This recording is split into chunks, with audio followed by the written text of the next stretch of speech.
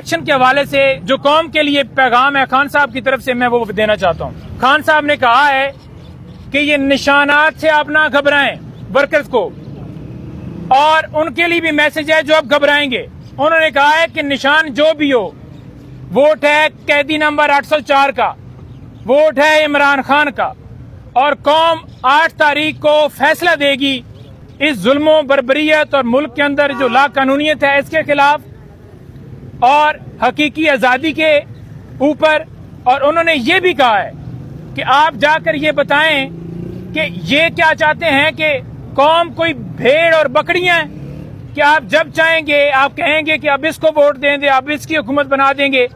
तो इस दफा वो सारी चीजें चेंज होंगी और अवाम फैसला करेगी 8 तारीख को कि इस मुल्क का हकीकी लीडर कौन है जो इस मुल्क को आगे ले जा सकता है, जो इस मुल्क की बका के लिए लाना जरूरी है। ये जितने मर्जी है लोगों के साथ जुल्म जबर कर लें। आज खान साहब ने मुझे कहा कि आपने जाकर कहनी है,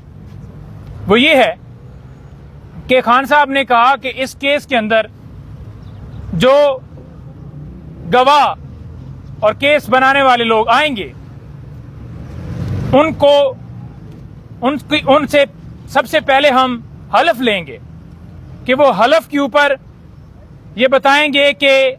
क्या किसी शख्स को अगवा नहीं किया गया।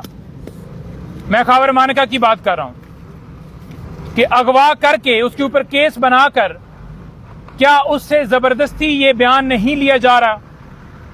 तो गवाही देने से पहले उससे हलफ लिया जाएगा। इसी तरह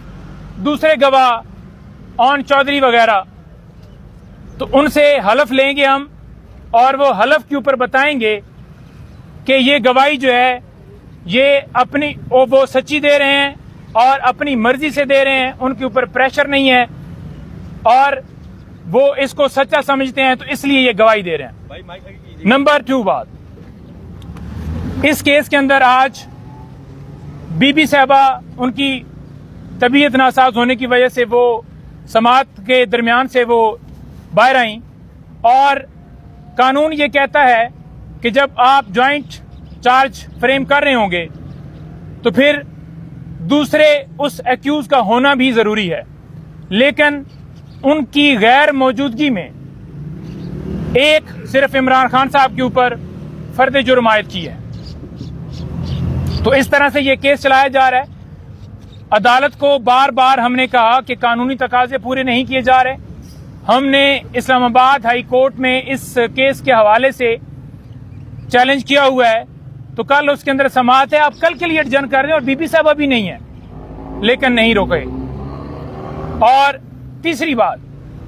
जो अलकादर ट्रस्ट और तोशाखाना और ये केसेस चल रहे हैं, इसके ऊपर खान साहब ने बड़ा वाज़ेह कहा है कि आपने जाकर बताना है कि हसन नवाज जिसने बेनिफिट लिया, जिसके हवाले से ये केस शुरू हुआ, वो इस केस के अंदर कहां है। और मैं इस केस के अंदर जो मेरे ऊपर बनाया गया, मैं ट्रस्टी हूं, मैंने कोई फाइनेंशियल बेनिफिट नहीं लिया। ये यूं ही है जैसे शौकत खानम अस्पताल हो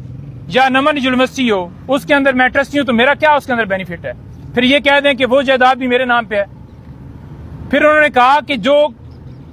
घड़ियों के हवाले से या गिफ्ट के हवाले से बात की जा रही है, हमने तो 4 गुना ज्यादा